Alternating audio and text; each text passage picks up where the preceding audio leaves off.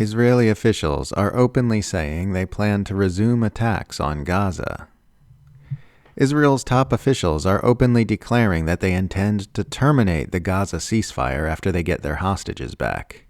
Defense Minister Israel Katz has posted a tweet in Hebrew which machine translates as follows: Israel's great challenge after the phase of returning the hostages will be the destruction of all of Hamas's terror tunnels in Gaza, directly by the IDF and through the international mechanism to be established under the leadership and supervision of the United States. This is the primary significance of implementing the agreed-upon principle of demilitarizing Gaza and neutralizing Hamas of its weapons.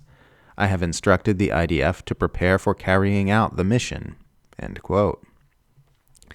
Now, Hamas has not agreed to any demilitarization or destruction of its tunnels. There is no way to demilitarize Gaza and neutralize Hamas of its weapons against their will without continued warfare, something Israel has demonstrated it cannot do without killing shocking numbers of civilians.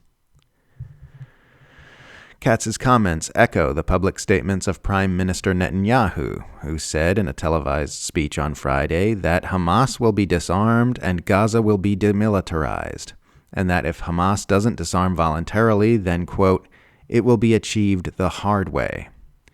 In another statement, Netanyahu said, "We have achieved tremendous victories, but the campaign is not over. Part of our enemies are trying to recover." End quote. Israeli outlet Ynet reports that Israel is planning to resume its blockade and prevent reconstruction if all the bodies of the deceased captives are not returned, when Israel already knows that Hamas probably won't be able to locate all the bodies of deceased Israeli captives due to the intensity of the Israeli bombing campaign over the last 2 years.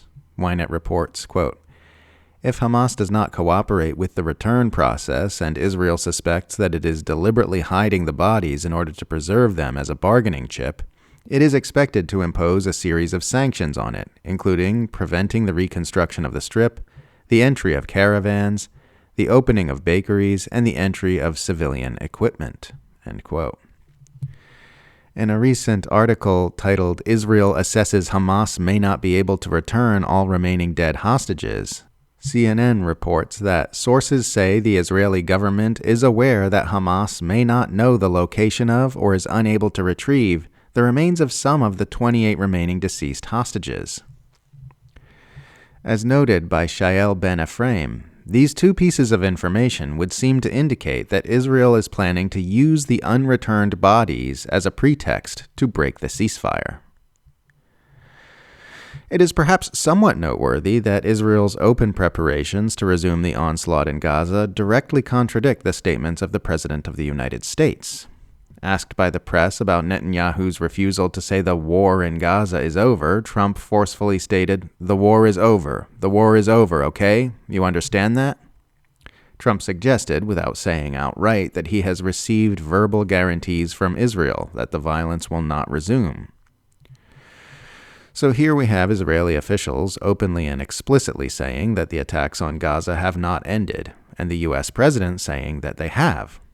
It's not often you see these two governments directly contradicting each other with mutually exclusive positions in ways that will necessarily be proven or disproven by the events which follow. So I guess we're about to find out who has ultimately been in charge of the Gaza genocide this whole time.